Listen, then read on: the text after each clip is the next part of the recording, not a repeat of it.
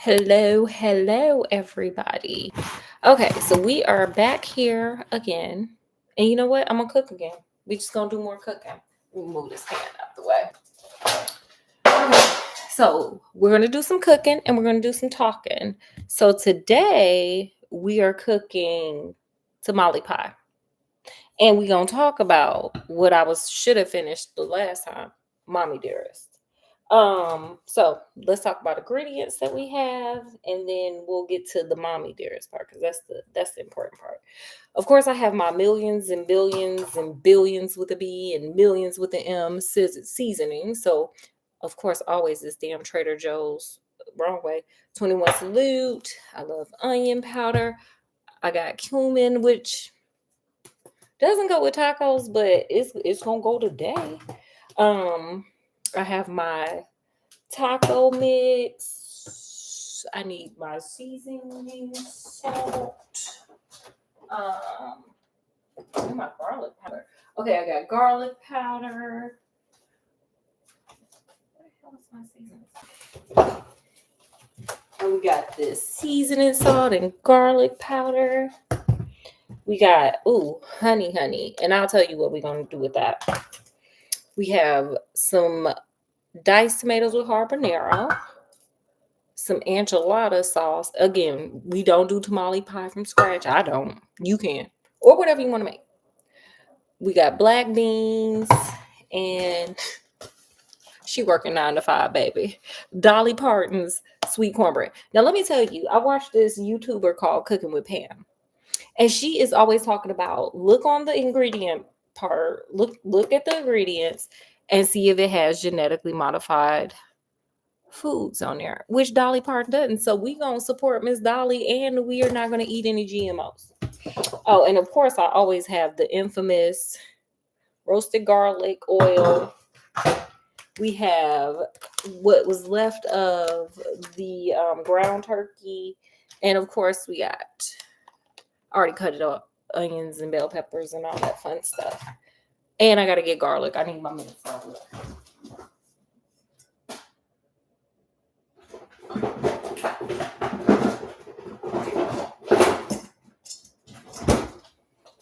And a little bit of minced garlic.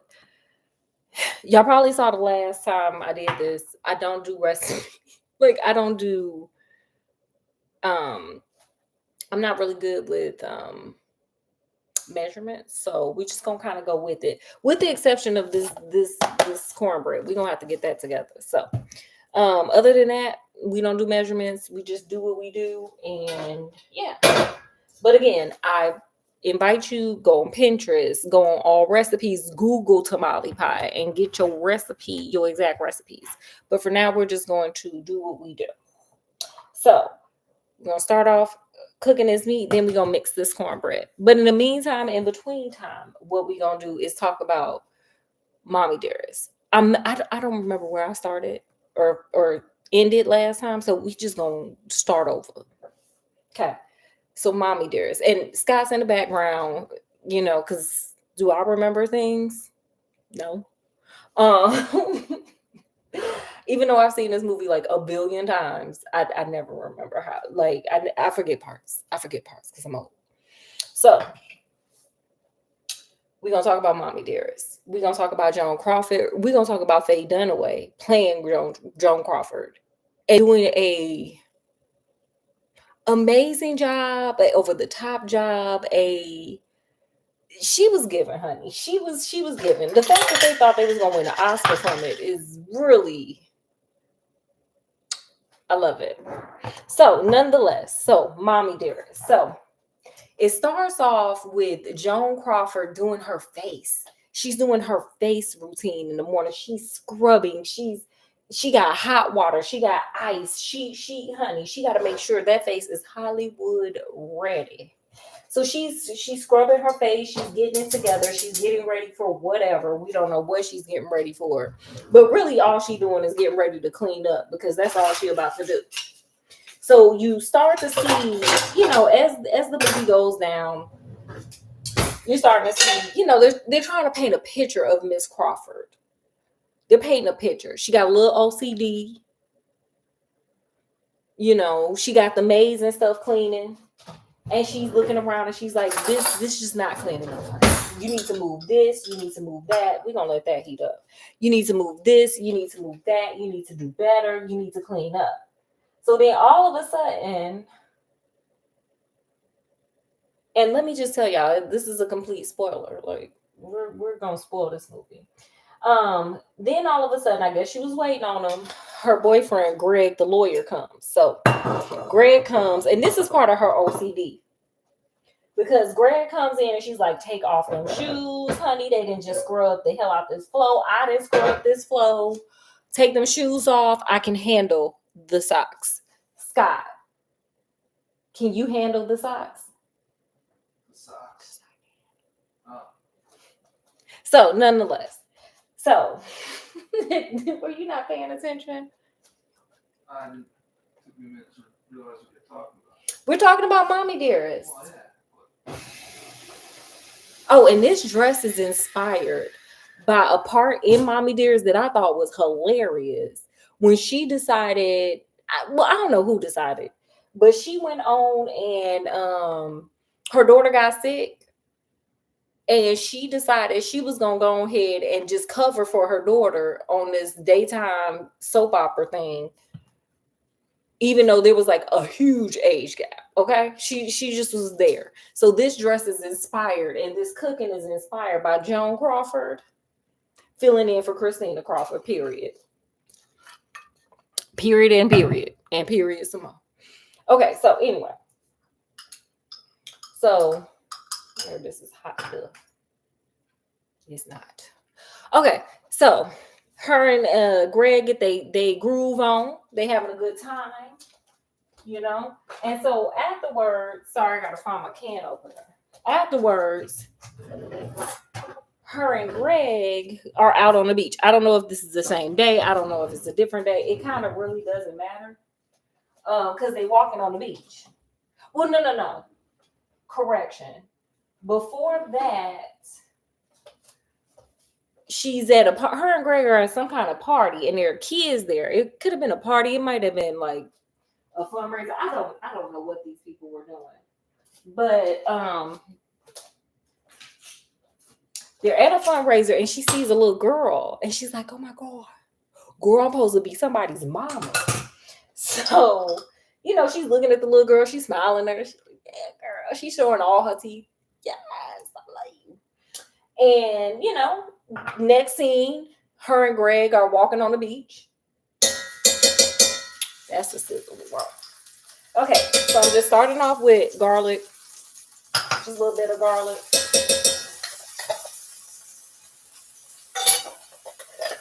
So her and Greg are walking on the beach. And Joan is like, oh, and I just put here, let me pull this down. So y'all can see what time it is. So her and Greg are walking on the beach. And she just let Greg know, hey, I would love to have a child. And Greg is like, girl, ain't nobody gonna give you no baby. Ain't nobody gonna let you adopt no baby. How you gonna get this baby? Now, mind you, Greg never said nothing about let me marry you, let me be in love with you, girl, we can do this. None of that. Greg was like, girl, how you gonna do that? You are twice divorced. You are, you know, you an actress, so you all over the place, meaning like, you know, she got to go to LA, she got to go to New York. Like, you never know where she's going to be. And then she on the set for a while, you know, because this is like the 1930s, 40s. So, you know, they didn't have the technology that we have. So, you know, she really had to be on set. So, you know. So he like, girl, who gonna give you a baby? They ain't gonna let you adopt no baby. You ain't married, and he wasn't trying to marry her. So he was like, girl, how you gonna do it? So Joan Crawford is like, I would give a child a good life. What you talking about, Greg? So Joan Crawford ain't listening to Greg, the lawyer. So she went on down to the adoption agency, and lo and behold, the same thing Greg told her is what that adoption agency told her.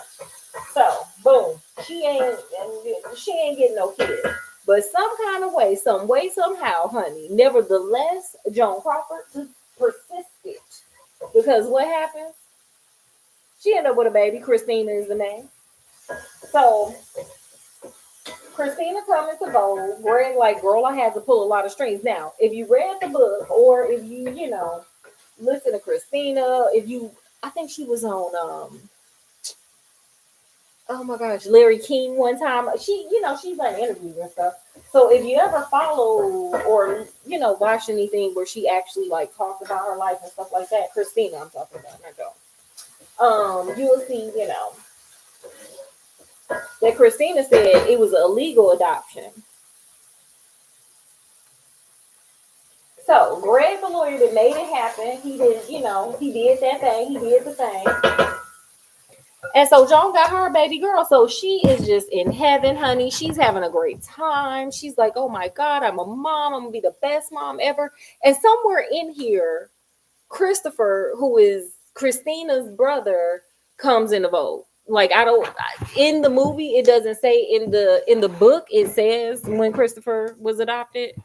But in the movie, they had to keep things going, You on some time crunches. So they had to keep it going, and Christopher comes, and Christina is, about 5 or so, and she's at her little party, and of course, the news is there, everybody's there, um, documenting, her little birthday. It's Joan Crawford's child's birthday, so the news is there. There are horses. It's a nice little Hollywood party. And I'm telling you about this party for a reason. So everybody's there. They're celebrating. Christina's opening her gifts. And at one point, one of the reporters, you can start to see the mom and child kind of fall apart. So at one point, the reporter tells Christina, oh, let's take a picture. But Joan is like, no, go do something else. And Christina's like, no, but he told me to take a picture. And you can see Joan like, you can see her glitch. Or she like, okay. But she couldn't do nothing because she was in front of the reporters. And Joan Crawford cared a lot about her image, y'all. So, so here comes, Christina to open her gifts up. And, she gets all these fabulous gifts. But once she get in that room with Joan Crawford, once everybody go away and Christina back in her room, Joan Crawford let her kindly know, like, girl, you're not keeping all these gifts. Okay, you wanna make my eye twitch? You want to disrespect me in front of these cameras? You can only keep one gift. And so she made her give it away. And Greg is just over there like, I think I might have made a mistake. But nonetheless, he gives her a little gift, and you start to see the kind of decline. So at another point, you flip to another time because you got to really drill in there that Joan Crawford crazy and is abusing his child. So they sitting out, on the patio or whatever, on the back thing, on the back swimming pool area. And Joan is sunning herself and doing whatever. So Christina in the pool playing and jumping off the diving board and doing whatever. And again, Christina does something. Just being a little 5-year-old kid. She does something. And Joan is just looking at her. Now Greg is there, so she on her best behavior, kind of sort of. But Greg leaving there, all of a sudden, Joan like, who wants to go for a swim? And Christina's like, oh, me, girl, me. And this is where Joan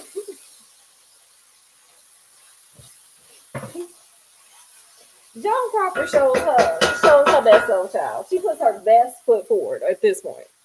So Joan Crawford decides she wants to race the 5-year-old child. Her big grown tail wants to race a 5-year-old. So she gets on in there and races Christina, and then she races her again. And at a point, Christina like, you cheated, you bigger than me. And she was like, girl, if you ain't first, you last. She didn't say that, but she might as well said it. So Christina keep nothing up, because she like, girl, this is you doing too much. So Christina started knocking up, and what does Joan do? Joan throw her little tail in the closet. She put her right in that closet, right over there. She put her right in that closet, right over there. And so, you know, we begin to see the cracks in the Joan Crawford facade, and we begin to see the CA or child abuse, honey. We starting to see some child abuse going on. Now, as we keep going, Joan keeps displaying over and over again just how Scott, what would you say Joan Crawford parenting skills were like? What would you call them? Would you say they were good? Would you say they were thorough? Oh, what would you say? Yeah, Joan Crawford, when she was parenting Christina, when she made her give one, she could only keep one gift, and she beat her in the swimming race.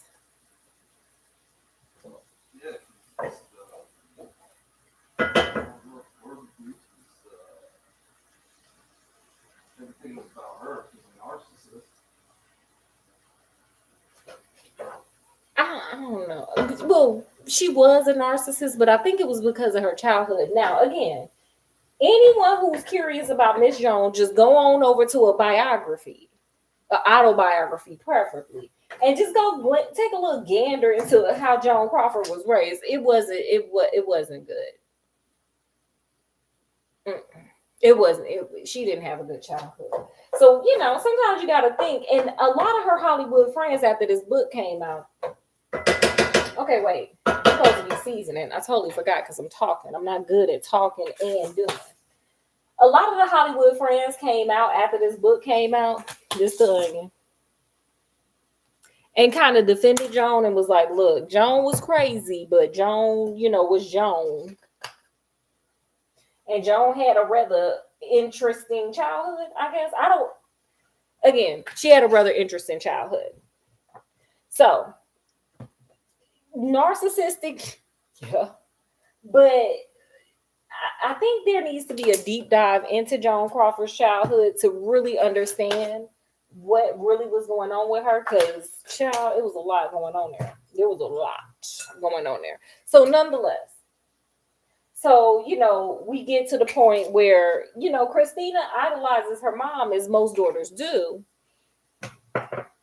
And so one day, Joan's looking, she's at MGM, and Joan, she's starting to get a little older. And, back then, and probably still today, a lot of actresses, they age out of Hollywood.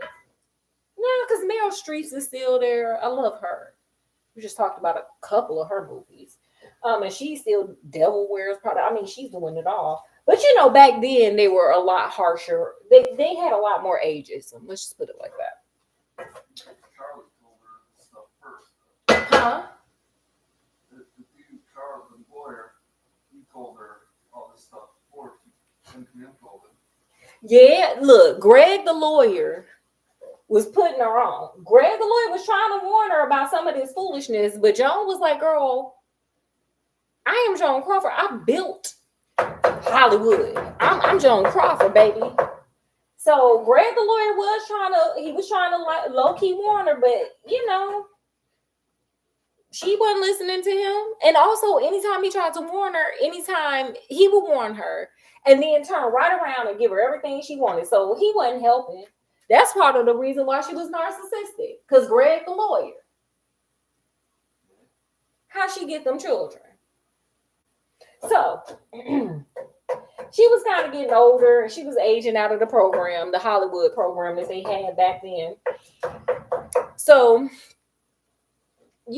roles were kind of hard to come by, but Greg the lawyer kept pushing. She would send him over there and be like, give me that role, and he got her that role. So at one point, she didn't think she was going to get a role. And, she ended up getting a role, and she wanted to let Christina know. She went upstairs, child. Christina had gotten her satin lotion, her hair satin lotion. Christina's hair was wet with satin lotion, and she was pretending like she was, accepting an Oscar. And Joan, being who she is, just could not handle a 5-year-old having a little pretend time and pretending like she had a little Oscar, like she had won a little Oscar. So what does Joan do? Joan just went buck wild nuts and cut off that child hair. Just cut it all off. Just was like, give me them scissors. Let me find my scissors. She wants her. Wouldn't that be crazy if I cut? Girl, that would be horrible. She just went to cutting. And off that hair went. And so, Christina is just like, what is this? Girl, that's Joan Crawford. That's Faye Dunaway playing Joan Crawford in Mommy Dearest Shop. That's what you endure. All right? Mm-hmm. Another tale, Christina, Joan Crawford, I guess, I don't know what doctor told her it was good, but was serving up rare meat. And by rare, I mean raw. And so Christina was the rational person and was like, girl, what is this? And she was like, Joan was like, girl, the doctor said this is the bomb.com meal or gov and edu. And Christina was like, I'm not eating it. So what does Joan do? She keep that plate right by Christina for like a few days and trying to entice that child to eat it. But hey, Christina was like, I'm not going, sis. I'm not going. It was little things like that. We before we get to the wire hanger that Joan was doing. Like, I know everybody goes off on the wire hanger part, but honey, there was a buildup. There was an escalation too. So, nonetheless, I'm still seasoning. So, nonetheless, now at a point, Joan Crawford was notorious. She was known to be notorious for loving her fans. Like, if any fans came, Joan knew the power of her fans, and that's told by everybody. Joan, she loved her fans, she adored her fans, she respected her fans, and she wanted them to know it, which is a good thing. That is a really good thing. It's something that stars don't do today. So anytime she saw fans, she would stop and she was gonna autograph whatever. She was gonna thank them. So her and Greg go out one night. And, she's thanking them fans. They go to a restaurant and she decides she want to stop and thank them fans, honey. There was fans, baby. Okay, let me show you what the meat looked like. That's the meat though. So we got the meat good and done. So what we're going to do, we're going to take a pause for the calls on Joan here. And we are going to drain what liquid we have out of the meat. Because next we have to put the taco seasoning. So on the taco seasoning, it tells you drain the liquid, and then you're gonna use, 3/4 cup to this seasoning. Follow the directions on the taco seasoning if you use it. Okay, so pause for the calls. Let me drain this meat real quick.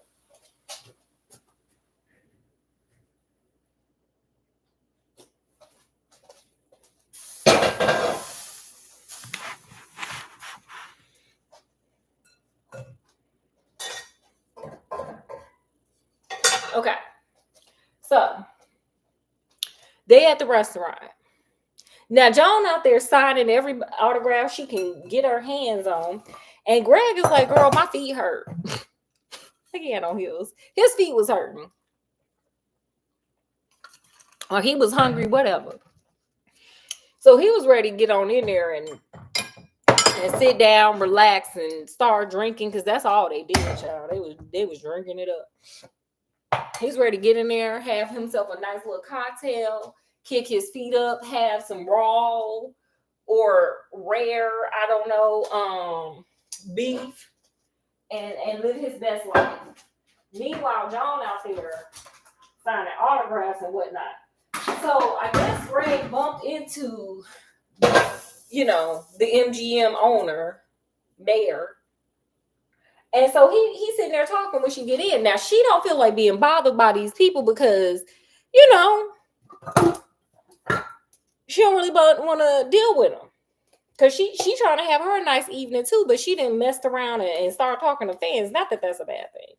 But she didn't mess around and start talking to fans. So by the time she get in there, Greg is already sitting there talking to Mayor because he's connected with all them people because he's an industry lawyer. So she's just sitting there looking like, oh. So she go in there and John Mayer, or not John, it's a singer, Mayor has some business people, some investors. He got somebody there. And so he was like, oh, and the investors are like, oh my God, that's Joan Crawford. Oh my God, I love you. Can you autograph it? She's like, absolutely. And so they try to get up and go to their little table. Sorry.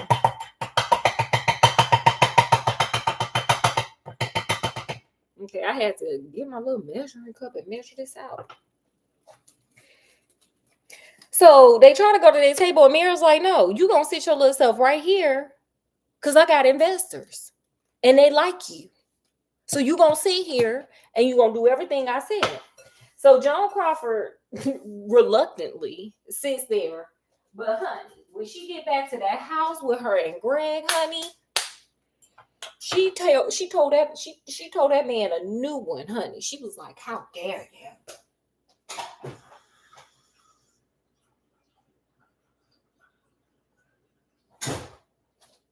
You guys know what I forgot?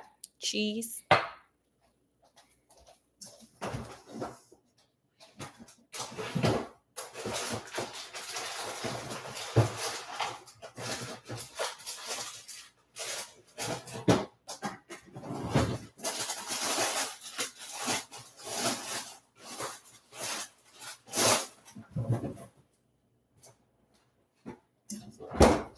Okay, so we got some Sharp and some Monterey Jack.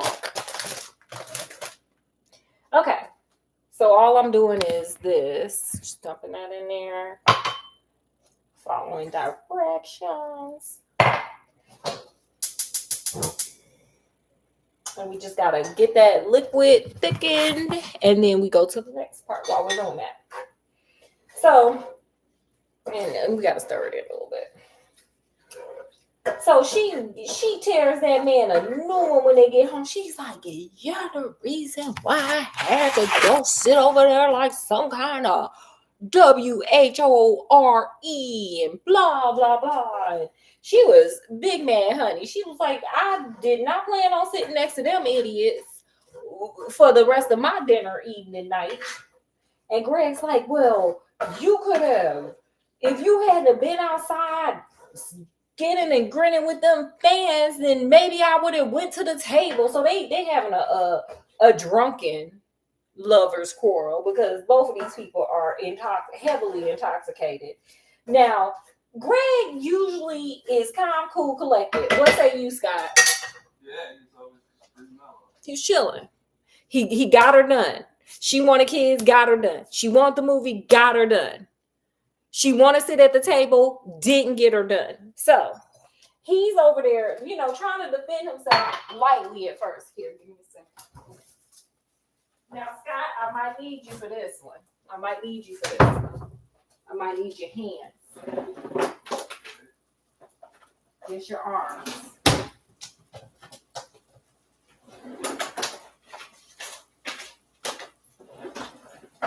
Now, I want to tell you, this movie is full of overacting.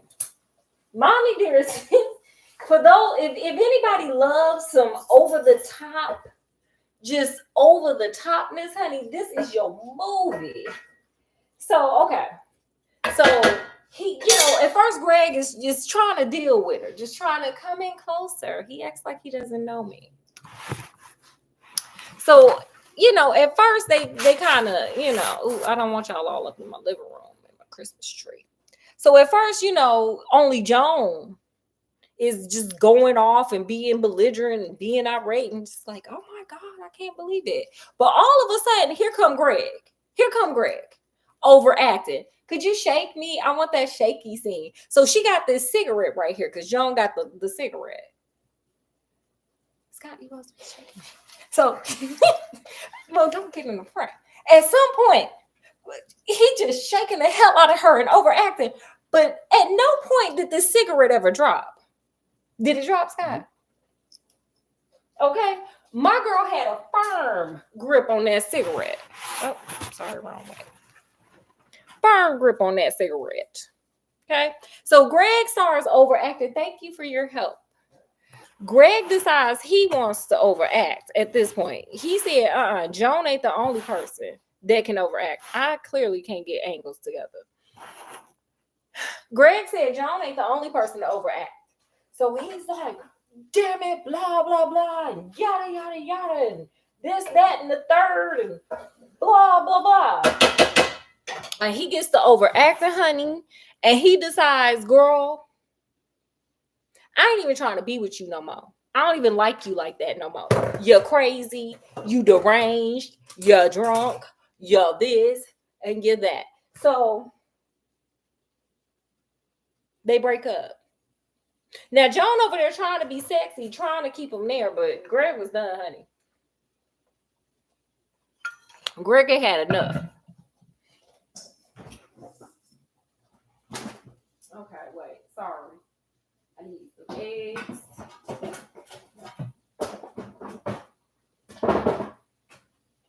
milk. Okay, now we're about to make this cornbread. While we letting this do what it do.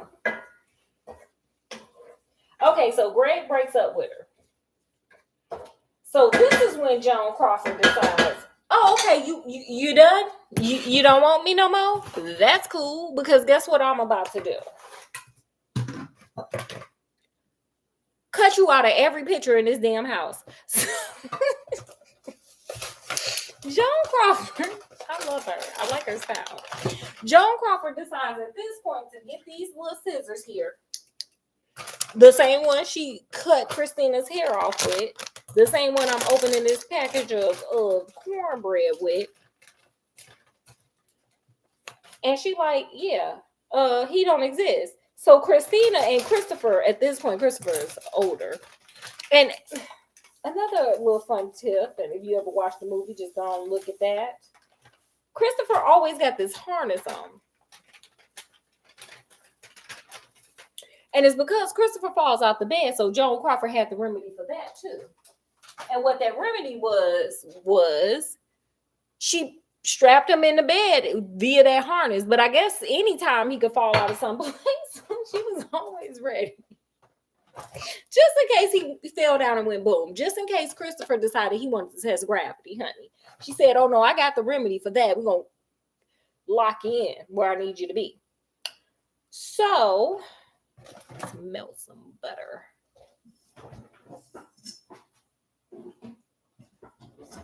So Christopher's like, Christopher and Christina walking through the house. Now they know Greg used to be there. And they now notice that Greg ain't there no more. On top of that, Greg's face is cut out of every picture. So Christina gets the memo like, if mommy don't want you in the life no more, she just, you out.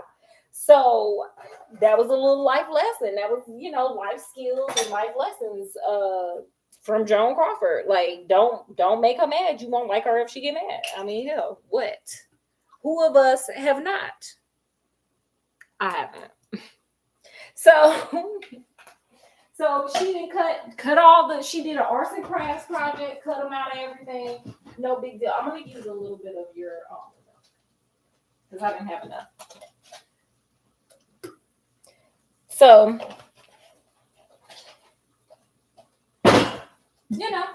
Greg gone. So, they're still going through. Well, no, the next thing, I don't know. Maybe Greg had something to do with it. I doubt it. I think she just aged out of the actors program over at MGM. But here come Mayor, who just used her, or maybe it had been a while. We don't know. Had used her. He calls her on over. She goes on over there to MGM, and he's like, "Girl, we don't even want you no more. So what I need you to do is not trip, just go." And she's just like, "Okay, well, could you just walk me to the car?" Trying to act. She put on a brave face. I got to give my girl that. She put on a brave face. But baby, when she got home, brave face gone, crazy face out. So all of a sudden, now there was this maid that worked with her. I don't remember her name.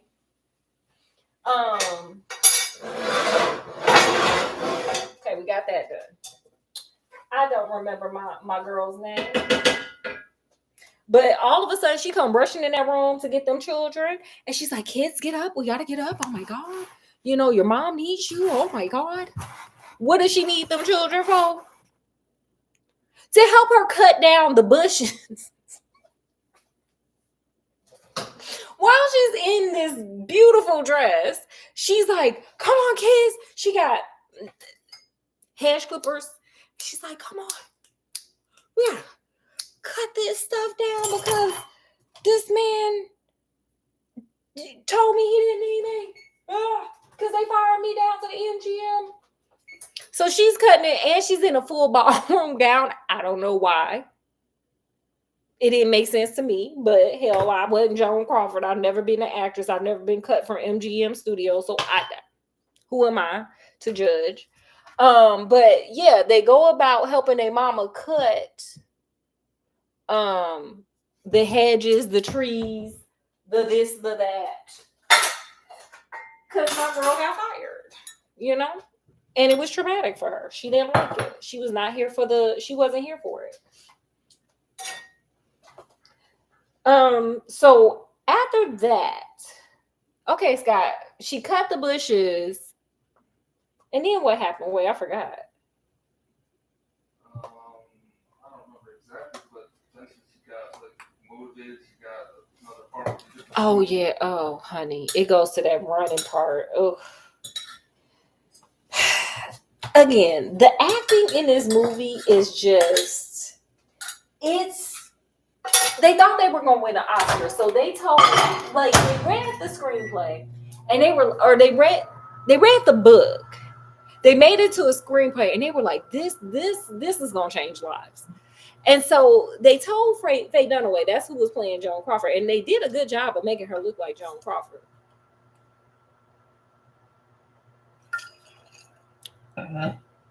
But when they directed this movie, they basically told her, play it up. And when I say she played it up, my God, did that woman play it up? Like, there's this running scene.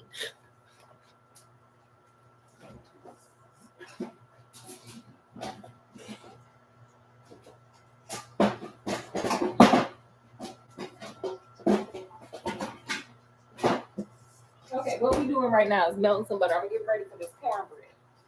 And they want 3/4 of a cup of butter, and not even close. Not even close. Not even close. So sorry, I'm trying to concentrate on this while trying to tell y'all this wonderful story, child.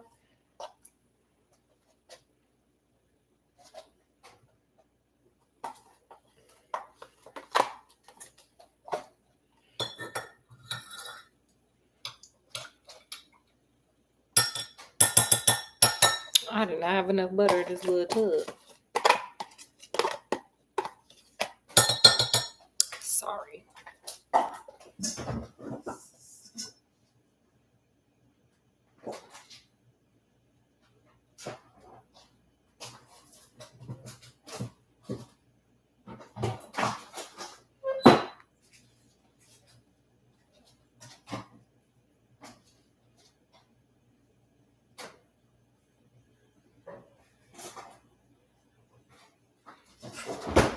Okay, so Joan Crawford go on a little running thing, and it is the most eclectic way I've ever seen someone run before. She's just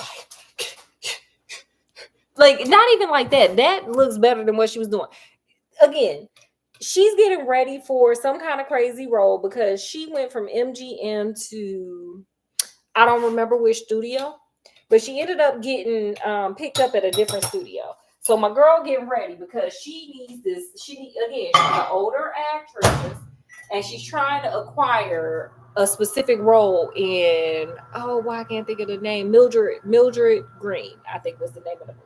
So she's trying to obtain this role, and she's like practicing. She's trying. Christina is over there, outside playing with Christopher, and they being loud. She cussing them out. She can't deal with this stuff. And she's just really trying for this Mildred Green role. And so my girl catches Christina, like she just keeps catching Christina doing stuff. And she's just not here for what, she just don't like Christina, child. She don't like competition. She don't like Christina. Okay, that's just me pouring the milk, or I'm sorry, the butter, the milk, and there's an egg that has to go in this cornbread. And I like to pour a ton of honey in there. So she keeps fighting with Christina. At one point, Christina yells at her doll, her Barbies, her little baby dolls, like her mom does to her. And again, Joan Crawford be creeping, dude. She be creeping through the house. So she watches Christina do it. And so what she does is, because she's like, oh, you children are bad, and I gotta go acting, and you shouldn't act like that with mommy, and all this old stuff. And Joan Crawford sees it. I don't know why she can't see that this child is acting just like her. But what she does is she punishes Christina by taking her baby dolls away. Like, she was just doing all kinds of malicious, nefarious foolishness. So at one point, and in the book, I think Christina had turned 13. But she still looks like a little girl in the movie. But at one point, Joan Crawford get her a new man. She got her a new, Christina call them uncles. Now, this part is just rather disturbing. So the uncle come over, and Christina, while Joan Crawford is sitting there getting ready to see him, you know, she got to be fashionably late. She's an old 1940s movie star, so, you know, she got to play the part, honey. But while she's upstairs getting ready, Christina has been taught how to make drinks. Okay, so Christina's a bartender now, honey. So Christina down there getting the drinks together and, you know, talking to the guy and, you know, chumming it up and help, you know, start making light conversation with him while she waiting on her mama to come on downstairs and come collect her uncle. And, you know, Joan Crawford come downstairs. They go upstairs, but I guess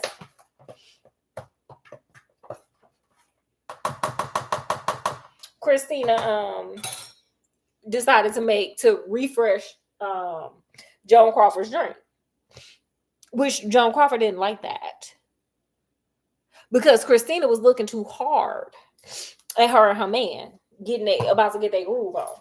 So what does Joan Crawford decide to do to Christina? Take her away and put her in a boarding school. That's what she did to her. And right there, we're about to end it. That's our time right there.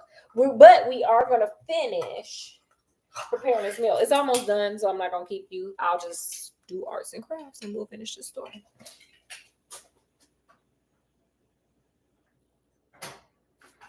So how we're going to finish this off is I like to put a little bit of the beans in there.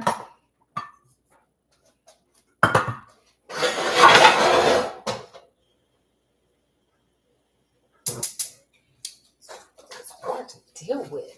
Oh, and this is the batter. Okay, so we're going to put a little bit of the beans in here just to beef up what we got. We're going to also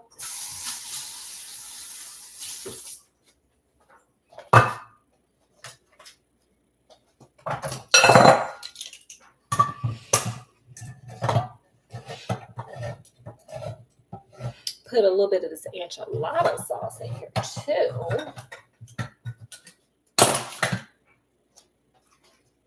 Just to beef up that flavors. And then I like my tamale pie a little bit spicy, just to contrast that sweet. So we're also going to put some habaneros or diced tomatoes with habaneros, rotel sauce in there too. That's the way Scott likes it. Ain't that right, Scott?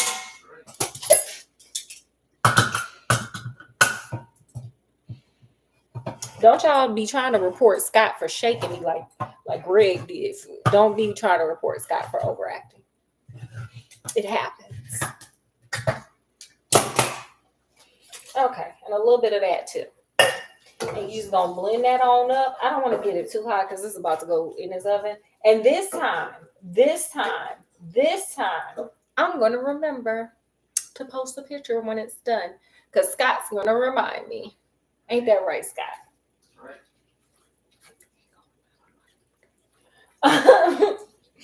And he's not going to let me forget this time. Okay, let me show you what this looks like. So that's how it ends looking. That's going to be our base there of the tamale pie. And then what we're going to do is cut that off. And we're going to put a little cheese on there because cheese, there's a YouTuber that always say everything is so creative. I don't know her name though, but I love looking at her stuff because she's so funny. But she said, don't go down easy if it ain't cheesy. So we're going to make sure we do that woman a solid and make it go down easy with this cheese. And we're going to just put how much ever cheese you want on there. Ooh la la.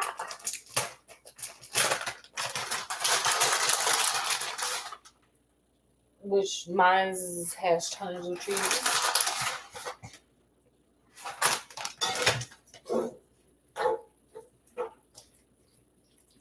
And then we're going to pour this cornbread right on top. And again, I'm going to post the picture of the after effect. But again, if you guys are making it, make sure if you want exact seasoning, just go on all recipes or Pinterest. I promise they will have those dimensions for you. But you're just going to pour this right on top of it.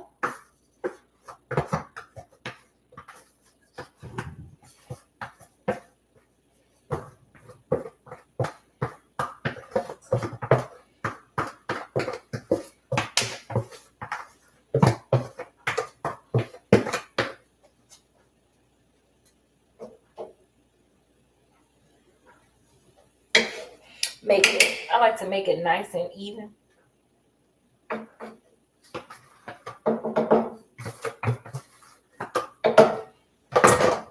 And this is the beginnings of the tamale pie. Next, I'm going to pop it in the oven and I will have the pictures for you. So you guys have a great, you guys enjoy the rest of your evening. And yeah, we'll do part 2 or part 3. I think this is part 3. We'll do it in a couple of days. Good night and bon appetit.